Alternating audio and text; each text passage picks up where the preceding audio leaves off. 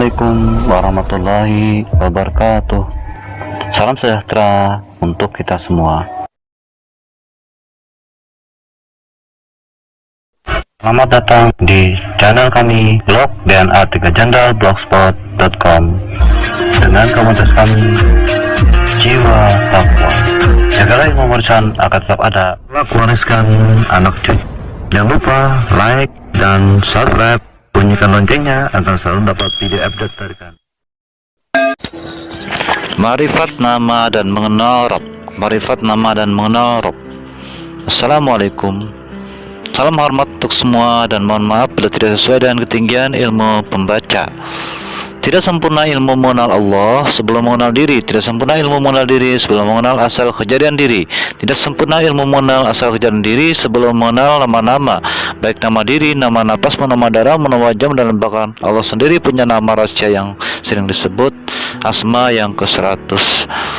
Karena di Al-Quran disebut ila mi'atin, kurang 1 ke 100, 99 kurang 1. Dalam masalah disebut nama semula jadi.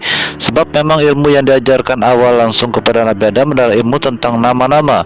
Wa alam ma'adam al-asma kullaha, dan kami ajarkan, berikan ilmu kepada Adam asma-asma yang para malaikat pun tidak diberi ilmu itu. Setelah ilmu nama-nama, apalagi ilmu syahadat, alastu birabbikum, qalu bala syahidna. Semua mereka berkata sungguh bersaksi, bersyahadat. Dalam syahadat ada nama Allah dan Muhammad. Pun ada dalam tasawuf ungkapan barang siapa menyembah nama maka dia kafir. Memang sejatinya yang kita akan mengenal dan menyembah beribadah adalah zat, tapi mesti paham akan zat Allah dengan ilmunya juga, mesti paham namanya. Karena hampir mustahil kita mengenal sesuatu tanpa mengetahui namanya.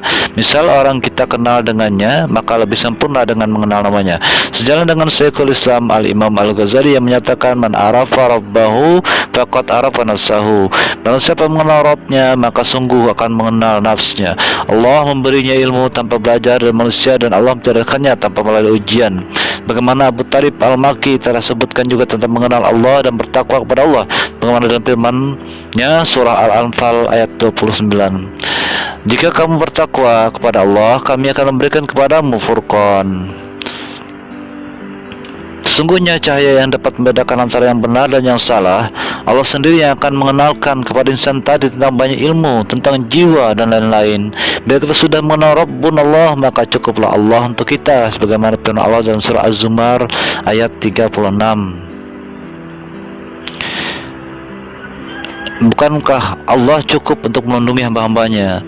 Ada juga yang populer dalam tasawuf yang sejalan dengan para filsuf Yunani, filosofi Yunani seperti Aristoteles, Plato, dan lain-lain tentang mengenal diri. Man arafa nafsahu faqad arafa rabbahu.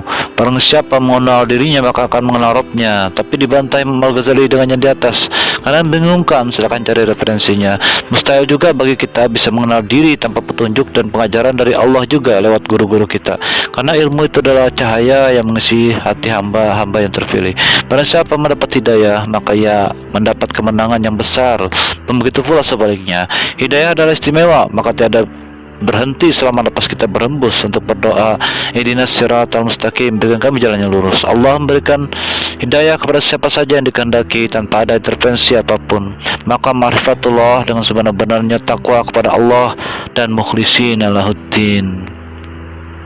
Insya Allah Allah anugerahkan Al-Furqan kepada hambanya untuk mengenalnya dan kelak memandang wajah Allah dalam surga, kelak yang merupakan nikmat terbesar dalam surga Allah.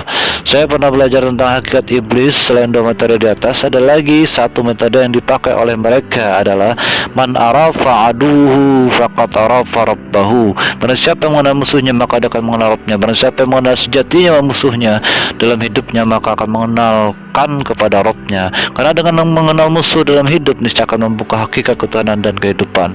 Inna syaitana lakum adu mubin. Sungguhnya setan adalah musuh yang nyata untuk kamu semua. Karena hanya dua dalam hidup ini, surga atau neraka, baik atau buruk, dan lain-lain. Karena hanya ada satu Rabb, yaitu Rabbunallah. Tuhan hanya satu, kalau dua jadilah hantu. Tidak percaya Tuhan itu, kalau tiga Tuhan itu adanya. Nah, semua metode mengenal Allah di atas insya Allah bisa dikaji dan dipelajari untuk meningkatkan keimanan dan ketakwaan kita kepada Allah. Maaf akan panjang lebar baru dibahas. Cukup sekian sedikit catatanku, kurang lebihnya mohon dimaafkan bila ada kesalahan. Wallahu alam, makasih dan